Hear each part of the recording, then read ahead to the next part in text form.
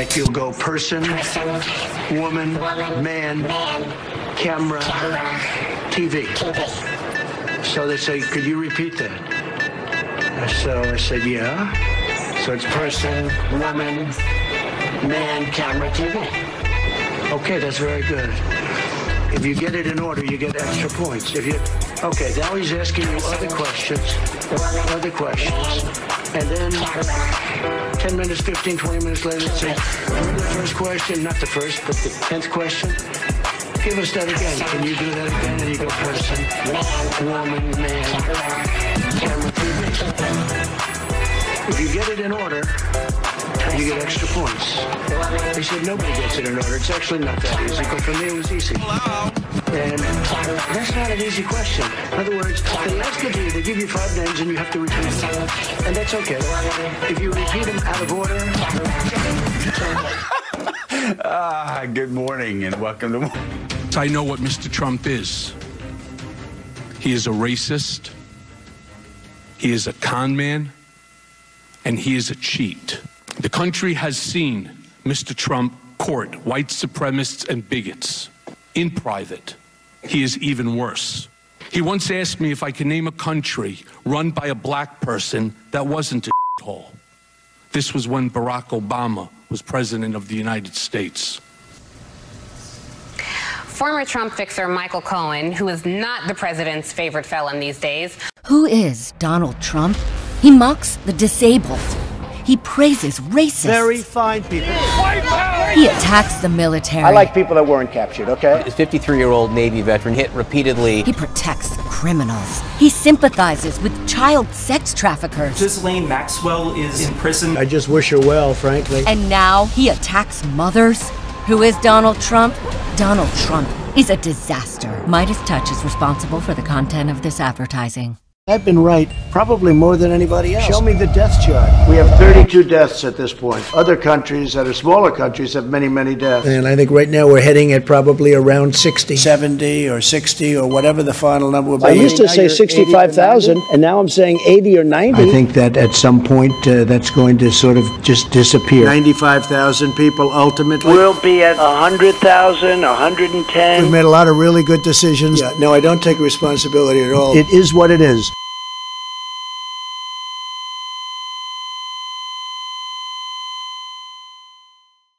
We have it totally under control. One person coming in from China. It's going to be just fine. We have it very well under control. My administration will take all necessary steps to safeguard our citizens from this threat. A lot of people think that goes away in April. I think it's going to work out fine. We have it very much under control. We're very close to a vaccine. Because of all we've done, the risk to the American people remains very low. 15 within a couple of days is going to be down to close to 0. One day it's like a miracle. It will disappear. And this is their new hope. Unfortunately, one person passed away overnight. You take a solid flu vaccine, you don't think that would have an impact or much of an impact on corona?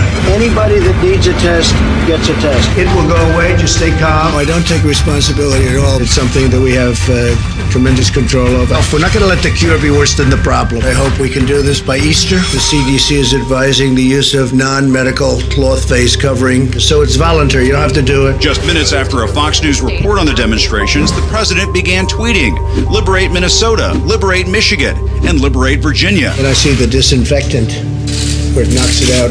Is there a way we can do something like that by injection inside? Or this is going to go away? This is going to go away without a vaccine. We have met the moment and we have prevailed. Many of these people aren't very sick, but they still go down as a case. The virus is abating, dying out. The Chinese virus, Kung Flu, I have done a phenomenal job with it. The reason we have more cases than other countries is because our testing is so much. Kung Flu? I think that at some point that's going to sort of just disappear. We are likewise getting under control. We show cases, 99% of which are totally harmless. We want to get our schools open. I didn't listen to my experts. We have therapies and we have vaccines. You're losing a lot of lives by keeping things closed. So we're at about 135,000 and we'll be at somewhat higher than that by the time it ends. It will probably, unfortunately, get worse before it gets better. That's the way it is. That's the way it is. it's the way it is. The Lincoln Project is responsible for the content of this advertising. So the president says, I'll be right eventually about the pandemic that has now taken nearly 141,000 American lives. John Berman here in for Anderson. And that's a strange way of looking at things at a time like this, because in the meantime, with nearly 141,000 mothers and fathers, brothers and sisters, friends and neighbors gone from this earth in less than 5 months, and tens of thousands more projected to die, he's making decisions that put their lives in this country at risk, apparently to prove that he's right.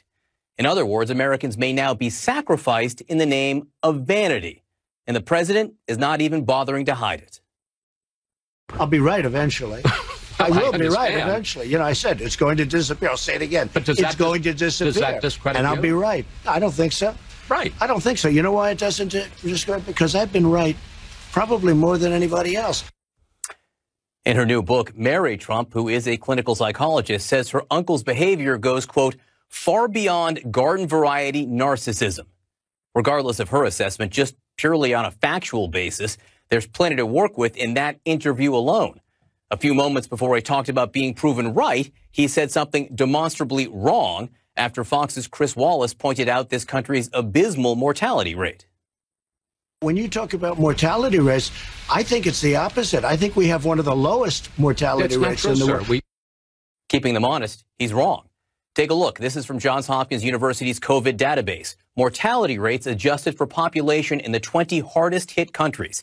The United States is third with just under 43 deaths per 100,000.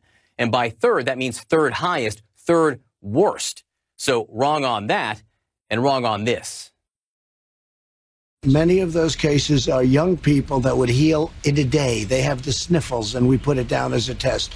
Many of them, don't forget, I guess it's like 99.7%. People are going to get better, and in many cases, they're going to get better very quickly.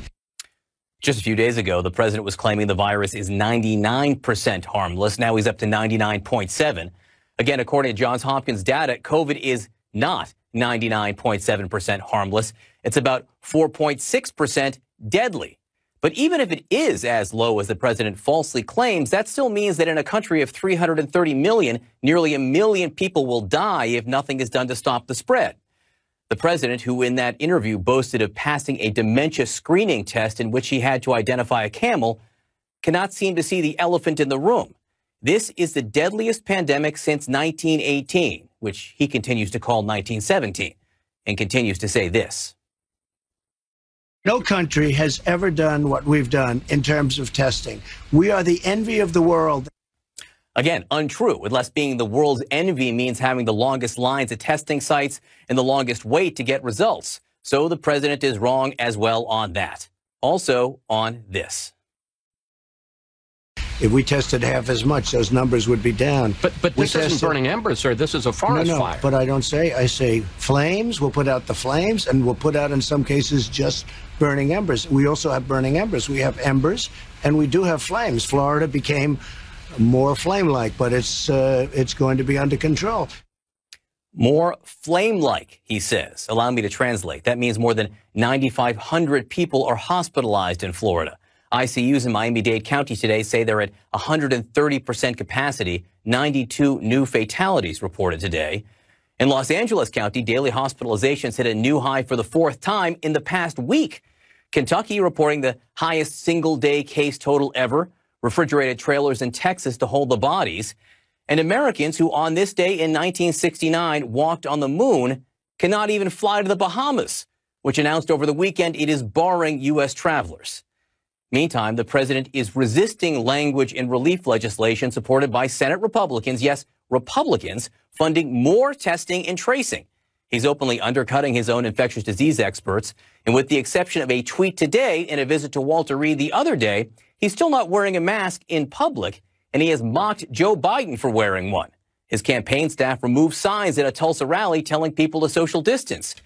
Is this all because he's so sure he'll be proven right in the end? Or something else? This weekend, the New York Times ran a piece with perhaps the most chilling assessment imaginable. The president got bored with it, David Carney, an advisor to the Texas governor Greg Abbott, said of the pandemic. Americans dying, and he's bored. Well, maybe in an effort to, spice things up a bit, he announced a return to daily coronavirus briefings and made it sound like he's doing it for the ratings. We had very successful briefings. I was doing them, and we had a lot of people watching, record numbers watching. In the history of cable television, there's never been anything like it.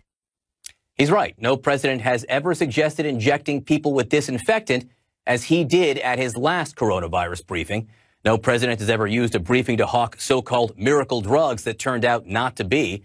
None has ever boasted about ratings in the middle of a disaster with people dying. But if he's right about anything, he's right about this. People will be watching tomorrow, and hundreds also will be making funeral arrangements.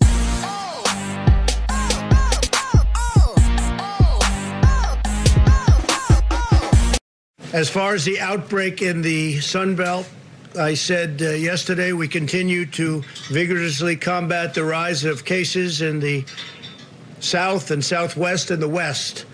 We're closely monitoring and aggressively acting to control the infection in Texas, Arizona, California, Florida. Arizona is starting to come down. Done a very good job. They're all doing a good job. They're very talented people. There are likely a number of causes for the spike in infections. Cases started to rise among young Americans shortly after demonstrations, which you know very well about. We're also sharing a 2,000-mile border with Mexico, as we know very well, and cases are surging in Mexico, unfortunately. It's with the president, and it's a big problem for Mexico, but cases are surging very sharply and all across the rest of the Western Hemisphere. 257 miles of newly constructed wall along the southern border has had a great positive impact on people coming in, and we have record low numbers of people coming in illegally. That's helped greatly. All right, so how special?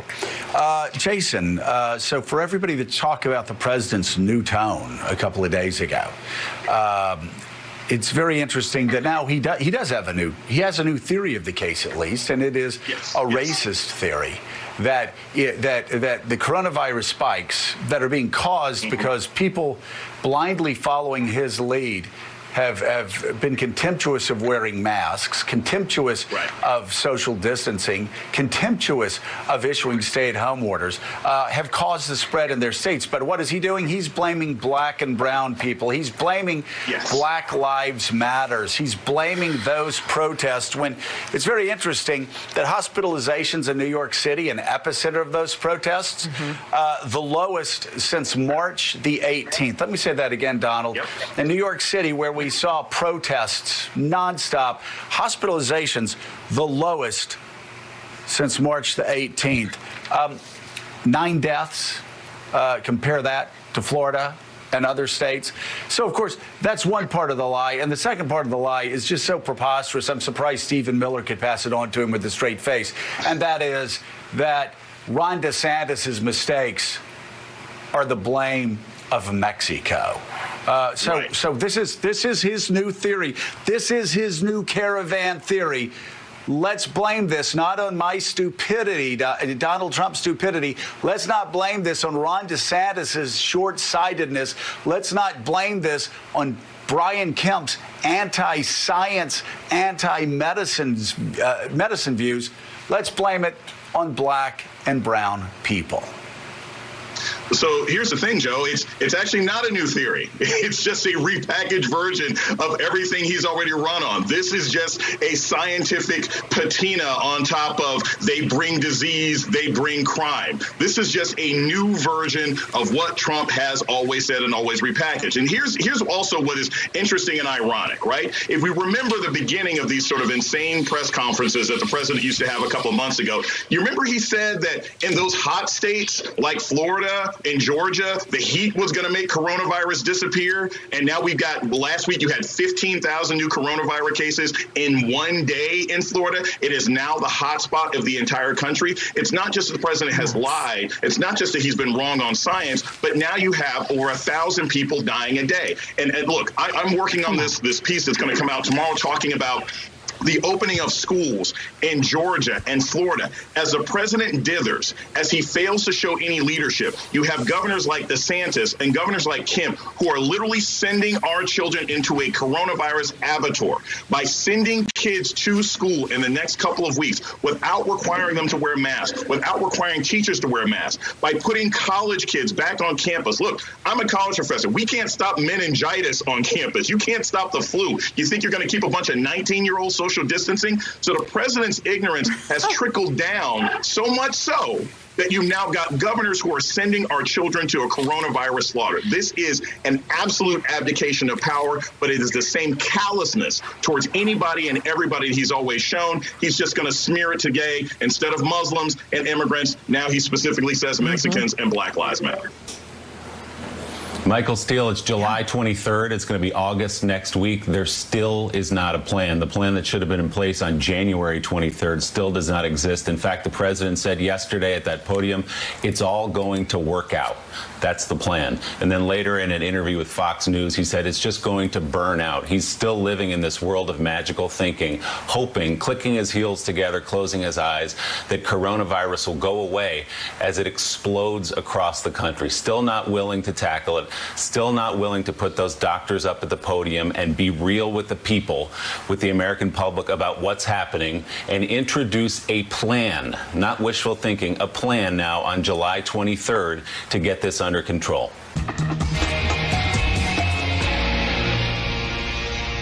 Good evening from Philadelphia. I'm Ali Velshi in for Chris Hayes. This is a nation in crisis, a raging pandemic, 4 million cases of the coronavirus now in the United States, 1 million of them in just the past 15 days, an economy in shambles with 30 million workers collecting jobless benefits. That's roughly 1 out of every 5 American workers without a job. And a dysfunctional Congress that is right now failing to extend desperately needed benefits to millions of Americans on the brink. But you know what our president is obsessed with today? Telling everybody what a good job he did on a test where people are asked to identify animals based on drawings. And it's not like a crocodile versus an alligator. It's an elephant and a snake. It's called the Montreal Cognitive Assessment, seen here back in 2018. At the time, his then White House doctor, Ronnie Jackson, pointed to Trump's strong performance as evidence that the president's brain is working just fine. I can reliably say, and I think that the folks in the mental health community out there would back me up on the fact that if he had some type of mental cognitive issue, that this test is sensitive enough, it would pick up on it. The test is not actually considered definitive, and it's used to suss out problems related to early-stage dementia or memory loss. That's what the test is for. It's not an IQ test. It's not a test of genius. Despite what Trump says, it's not designed to be hard. It takes about 10 minutes. And its creator explicitly says that it is, quote, not meant to measure IQ or intellectual skill in any way, end quote. Yet the president keeps bragging about how well he did on it. So I took it at Walter Reed Medical Center. In front of doctors, and they were very surprised. They said, that's an unbelievable thing. Rarely does anybody do what you just did. Let's take a test. Let's take a test right now. Let's go down. Joe and I will take a test. Let him take the same test that I took. Incidentally, I took the test, too, when I heard that you passed it. Yeah, how did you do it? Well, it's not the hardest test. No, but there's a picture, and it says, what's that? And it's an elephant. No. You see, that's all misrepresentation. Well, that's what it was on the web. It's all misrepresentation. Because, yes, the first few questions are easy, but I'll bet you couldn't even answer the last 5 questions. I'll bet you couldn't. They get very hard, the last 5 questions. Well, one of them was count back from 100 by 7. All right, that humiliating exchange from Sunday somehow did not keep Donald Trump from circling back to the test again last night. And incredibly, what he said was even more embarrassing. The last questions are much more difficult, like a memory question. It's like you'll go person, woman, man, camera, TV. So they say, could you repeat that? So I said, yeah. So it's person, woman, man, camera, TV. Okay, that's very good. If you get it in order, you get extra points. Person, woman, man, camera, TV. If you get it in order, you get extra points. Person, woman, man, camera, TV. They say, that's amazing. How did you do that? Person, woman, man, camera, TV. For all the bragging that the president is doing about this irrelevant test, what he has not demonstrated is the skill to do what is actually needed in this moment. He's failing the only test that matters right now. While many other countries have gotten back to something akin to normal, our virus count keeps rising. Hospitalizations and deaths are increasing. We've failed to do what we need to do, and more than 6 months after the first confirmed U.S. case, many doctors and patients are waiting a week or more for test results, which is only worsening the spread. And our attempts at returning to normal are faltering. Today, we found out that the Washington Nationals star Juan Soto is the latest baseball player on his team to test positive. He will miss tonight's delayed season opener. And that the private school attended by the president's son, Barron Trump, will not fully reopen because it's too dangerous to do so. And yet the president is pushing for public schools to reopen. Virus be damned. The message being that you should put your kids at risk, even as his stays home. And listen to the president's absurd attempt to try and spin away reality today. There's a copy of the map, and this is, you have it right behind me. That's really very much indicating where the problems are. You see from that, it's in great shape, lots of it. The Northeast has become very clean. The country is in very good shape, other than if you look south and west, some problems. That'll all work out. It'll all work out. We're in great shape. Right now, if you're not one of the 145,000 Americans who have died from the virus, and you're not one of the 4 million who have the virus or had the virus or are in the hospital with the virus, there's still a good chance that you're going through financial hell.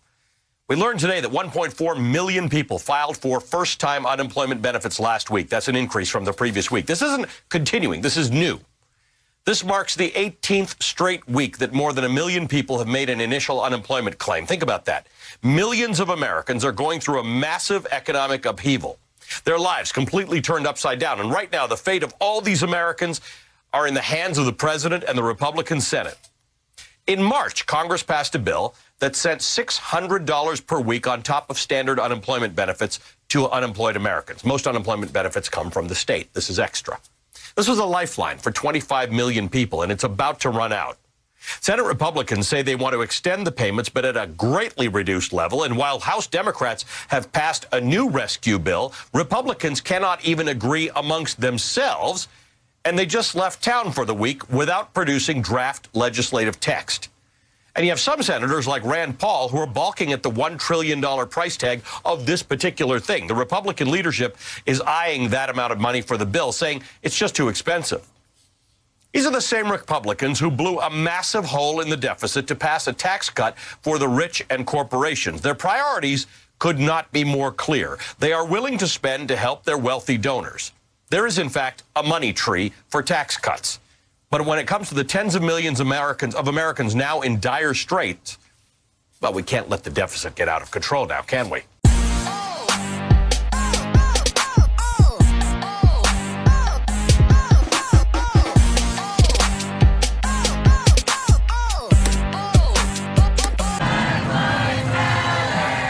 This is not the enemy. This is not the military. This is Donald Trump's video game fantasy world, where he gets to play tough guy dictator, except real people are getting hurt. He's dressing up federal law enforcement like they're on the streets of Kabul. He's ordered them to attack American citizens like they're Taliban insurgents. He's got federal shock forces detaining people without evidence of a crime.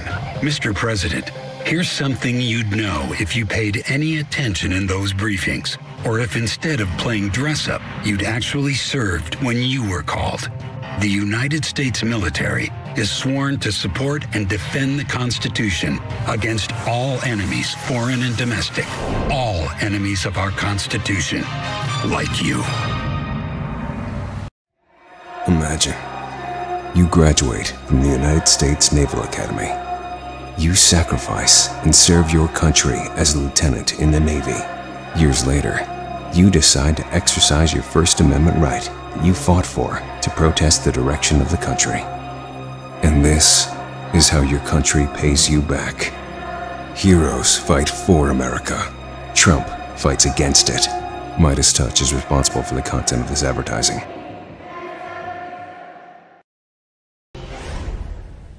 Democracy is in crisis in Donald Trump's America. Thousands of people were tear-gassed last night in Portland by federal officers doing Trump's bidding in his ongoing show of force against American citizens, exercising their right to protest.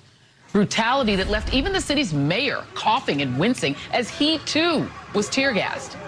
In other cities on the receiving end of Trump's invasion, cities that all happen to be led by Democratic mayors, coincidentally, they are sounding the alarm over Trump's lurch toward authoritarianism. Places like Chicago and Kansas City, where he's already pledged to send hundreds of additional federal agents, are already speaking out against a Portland-style deployment. But Donald Trump's overreach has been met with deafening silence from his cronies in the Republican Party. You remember them. Supposedly the party of states' rights, free speech, and assembly. Don't tread on me. The same crowd that screamed whenever President Obama did, well, just about anything. The president has taken actions that he himself has said are those of a king or an emperor, not an American president. We will not stand idle as the president undermines the rule of law in our country and places lives at risk. We did not elect a dictator. We elected a president. Imposing his will unilaterally may seem tempting. It may serve him politically in the short term, but he knows it will make an already broken system even more broken. Now that was when President Obama deigned to provide health care for millions of Americans, or when he protected dreamers from deportation, as opposed to Donald Trump sending federal forces to fight his own imaginary war on American citizens.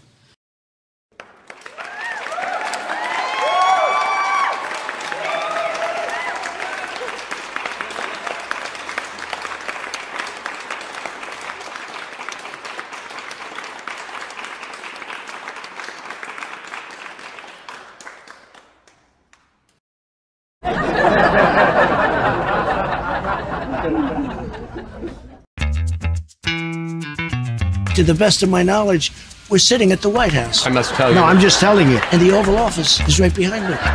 Fox News has a new poll out today. Joe Biden leads you by 8 points, 49% to 41. First of all, I'm not losing. People trust Biden more to handle the coronavirus by 17 points, on race relations by 21 points. Those are fake polls. You still have more than 100 days to this election, but at this point, you're losing. Not on my watch. It's not going to happen on my watch. I have other polls that put me leading. I have a poll where we're leading in every swing state. If I may, sir, respectfully, in the Fox poll, they asked people who is more competent, whose mind is sounder. Yes. Biden beats you in that. Let's take a test. Let's go down. Joe and I will take a test. Let him take the same test that I took. Incidentally, I took the test too when I heard that you passed it. Well, it's not the hardest test. Nobody's done what I've done. There's a picture and it says, what's that? And it's an elephant. No. See, that's all misrepresentation. Yes, the first few questions are easy, but I'll bet you couldn't even answer the last 5 questions. I'll bet you couldn't. They get very hard, the last 5 Well, questions. one of them was count back from 100 by 7. And let me tell you, you couldn't answer. All right, what's the question? Many of the questions. I'd get you the test. I'd like to give it. But I guarantee you that Joe Biden could not answer those questions. Okay. Don't you believe America deserves a president who doesn't brag he can spot an elephant? The Lincoln Project is responsible for the content of this advertising. Like you'll go person, woman, man, camera, TV. So they say, could you repeat that? So I said, yeah. So it's person, woman, man, camera, TV.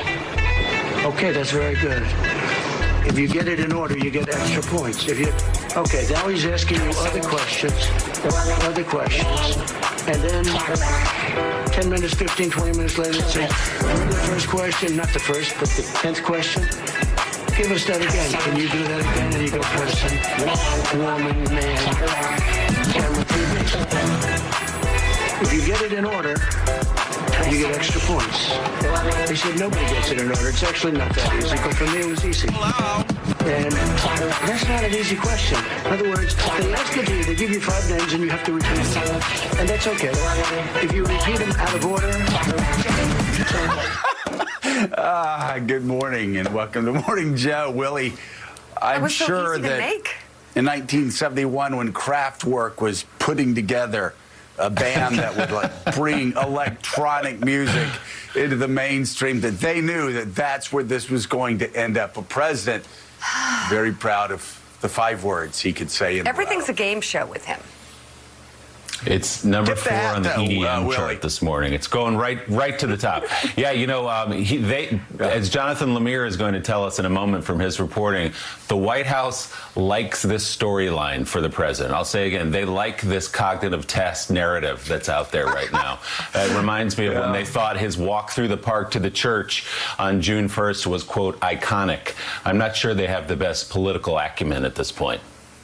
Maybe not, but you actually, Jonathan, before we get into a spate of polls that suggest maybe Americans don't think the fact that the president can identify an elephant is the most convincing thing. You actually, we'll get to a lot of polls in a minute, but you're actually, you've written a story about the president's obsession with this cognitive test that's meant for Alzheimer's patients.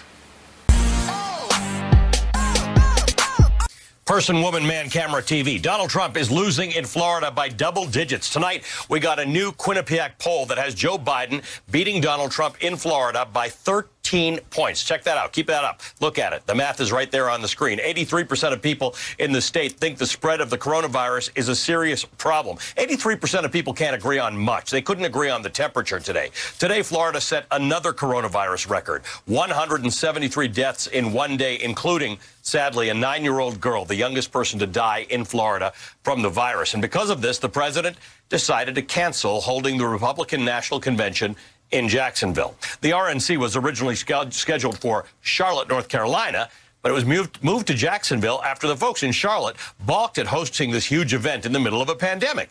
Now, this week, even Jacksonville looked shaky because city officials started to raise the alarm. And so tonight, the president had to backpedal on his convention plans, saying, quote, to have a big convention is not the right time. Things are not looking good for Donald Trump in Florida.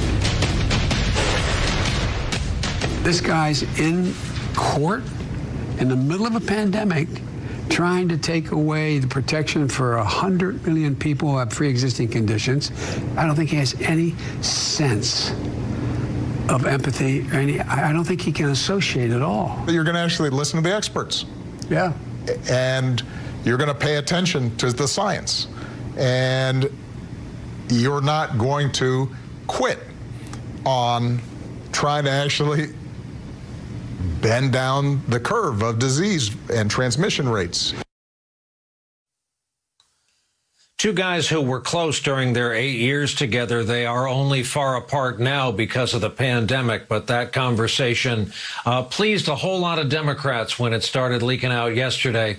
A new Quinnipiac poll in Florida shows most people agree with former President Obama. 55% say Joe Biden would do a better job handling a crisis than Donald Trump. Again, Jonathan Lemire mentioned this poll. This is Florida, mind you.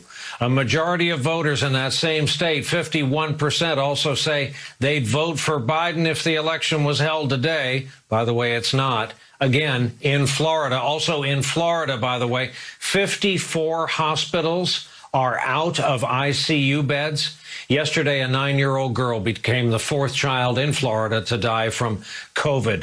Brand new tonight, a Fox News poll of battleground states, this will get the president's attention, puts Biden ahead in Minnesota, Michigan, Pennsylvania.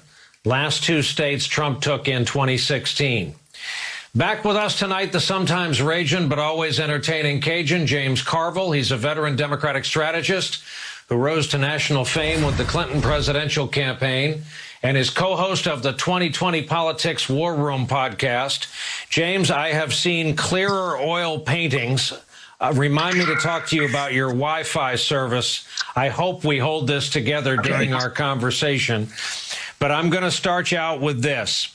Last time you were on, you straight up guaranteed a Biden victory. Is it mathematically possible that Joe Biden is peaking too early, that Donald Trump is cratering too early? And, you know, people with some stripes on their sleeve would remind us that President Dukakis and President Hillary Clinton were just this far ahead at this point in the race, too. Well, first of all, he's an incumbent. And the situation is deteriorating by the day. If you look at the Cook report, you look at the Florida poll, you look at the Hill, they're attacking, the Republicans are attacking Liz Cheney and AOC at the same time. I mean, it makes utterly no sense. And this Ted Yo-Yo guy has run off the last college education, once Arkansas, twice. I've been to 3 goat ropings. I have never seen anything remotely like this. I mean, confusion is not even the right word. I mean, it's falling apart for our very eyes. I really think this man is going to have to consider whether he runs or not here over the next couple, 3 weeks. You said that last time, and I almost made you repeat it, but you just did. Let's talk about the Democrats. As predicted, the Republicans are going to weaponize, and we knew this the minute he said it when Beto O'Rourke got up and said, we are going to come take your weapons. They're going to weaponize that. They have already weaponized this defund the police movement. I'm going to play what a lot of people believe is a very effective ad for the Trump campaign. We'll talk about it on the other side. Sure. Who is Donald Trump? He mocks the disabled. He praises racists. Very fine people. He attacks the military. I like people that weren't captured, okay? This 53-year-old Navy veteran hit repeatedly. He protects the criminals. He sympathizes with child sex traffickers. Ghislaine Maxwell is in prison. I just wish her well, frankly. And now he attacks mothers. Who is Donald Trump? Donald Trump is a disaster. Midas Touch is responsible for the content of this advertising. Okay, so this time the disaster's on us. That was the wrong ad. The ad I was talking about, and I will be left to describe, is someone calls the police department, they get a recording. It says press 1 if you're reporting a murder, press 2 if you're reporting a rape. The average wait time for a police officer is 5 days. Now, the defund movement is being supported by more Democrats than Republicans, certainly, though it's hardly party policy. They're going to keep hammering at this kind of thing, James. In the known toolbox of this president, does he have any way to reverse this thing? You know how this works. Right. Well, first of all, Joe Biden's not for any of these things. And he is our nominee, and he has been very clear on that. And the public knows that. It's not like that Vice President Biden is an unknown entity. The public is very aware of him. And they're not going to take kindly to this kind of thing. And then all the Biden campaign is going to run and remind people of economic distress that they're under, about Trump trying to get rid of pre-existing conditions, about being in the middle of a pandemic, talking about cutting health care. They can't even get the fundamentals of a budget to help these unemployed people and these underemployed people, the schools that are all around the country. And they're going to come up with this cockamamie stuff and think it's going to work. There is zero chance that will work. None. And that's not where people are right now at all. And they're not going to have, this is not a situation where you have Mike Dukakis. This is a situation where a lot of the people's opinions are baked into the cake, and they see what is going on. They see the utter lack of leadership we have here. And now they're seeing the whole thing collapse around them. And you can see it in the polling. You can see it in the way that the Republicans are acting. They're now attacking each other. Can you believe they're like attacking Liz Cheney, Dick Cheney's daughter? I mean, it's just, I never thought I'd see anything like this in my life. So, no, I don't think there's any way that they come back from this. And I still think there's a significant good chance that he's going to really have to evaluate whether or not he wants to do this again. 103 days out from the election, one prominent political newsletter is openly talking about Democrats taking over the Senate. This is the kind of talk that makes Democrats sweat, not out of anticipation, but anxiety, especially among those who are old enough to remember 2016. Jessica Taylor of the Cook Political Report writes it this way, quote, ultimately, every day that Trump stubbornly refuses to change course is another day that it becomes increasingly likely he may not only tank his own reelection bid, but could be on a kamikaze mission to take the Republican-held Senate down with him. Our guest, James Carville, remains with us. James, for some of these Republican senators, is it really weighing whether or not they feel the ship is going down and or if it's worth it to stick their heads up and get tweeted at by this president? Look, they're in a tough spot because they stuck with him, most of them 97% of the time. And now it's too late for them to get off the hamster wheel. And they're stuck there. And by the way, the Cook Report is very cautious. They're very deliberate. They have an unbelievable record for accuracy. They do not take things like this unless they have really thought this out and talked to a lot of people. And they have superb connections to Republican posters. I mean, what they are saying is something that we've been seeing reflected in the conversations in political Washington for months now. I mean, it's just evident. And by the way, Moscow Mitch, his map in 2022 doesn't look that good either. There are a lot of vulnerable people in the United States Senate that are Republicans. They're probably done in Arizona. They're probably done in Colorado, Maine, North Carolina. I think they're done in Montana. I think the Democrats are looking very strong in places like Alaska that we never thought about before, South Carolina. So I agree with the Cook Report. I'm quite encouraged by some of these things I'm seeing in the Senate around the country. And I don't see how they're going to walk this back. Right now, they're fighting tooth and nail. They can't come up with a plan to have in place by August 1st. So they're going to be severe hunger and unemployment. People are going to get kicked out. Tenants are going to get kicked out of their residences. I mean, there's a real crisis coming. The Republican Party is just not ready to deal with it. Boris Epshteyn, who's been in and around the Trump orbit for years now and is back as an advisor, tweeted this out yesterday. Another example of terrible liberal leadership. This would be all of America under Joe Biden. That America would be a scary place. It was instantly pointed out to him, these scenes of urban ruin in Portland, Oregon.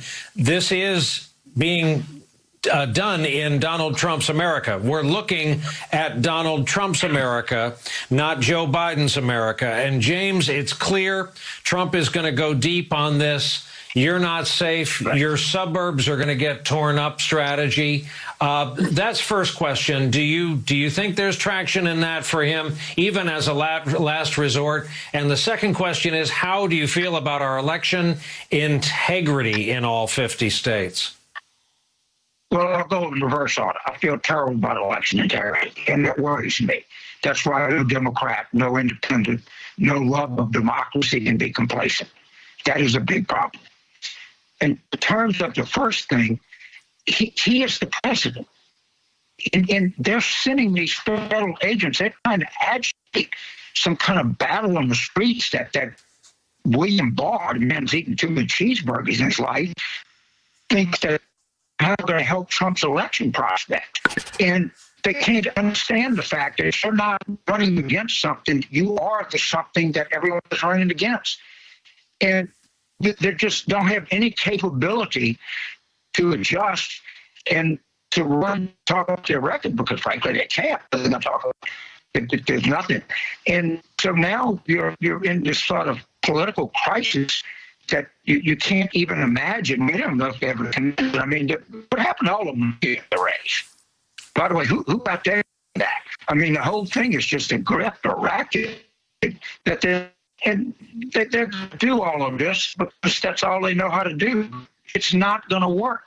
Now, what can work is this voter suppression. What can work is all the rigging that do around this, and the Democrats have to be very, very vigilant on that. But I'm not worried about Boris. That's a perfect name for a consultant. I'm not worried about what they do, but I am worried about what these election officials do, and that's why we've got to really be vigilant here.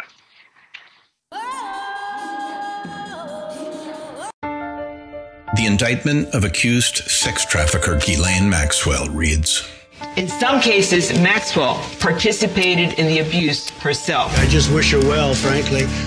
I've met her numerous times over the years. She pretended to be a woman they could trust. All the while, she was setting them up to be sexually abused by Epstein and in some cases by Maxwell herself. I just wish her well, frankly.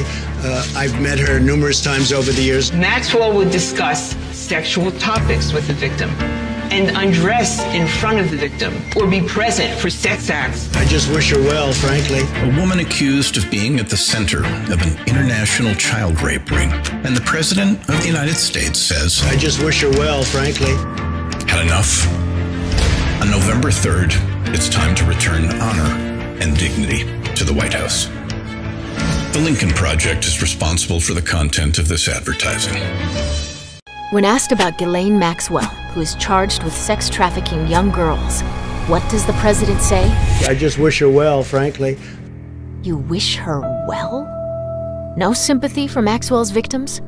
No sympathy for young girls who were molested by powerful people? I guess this shouldn't be a surprise. After all, when you're a star, they let you do it. You can do anything.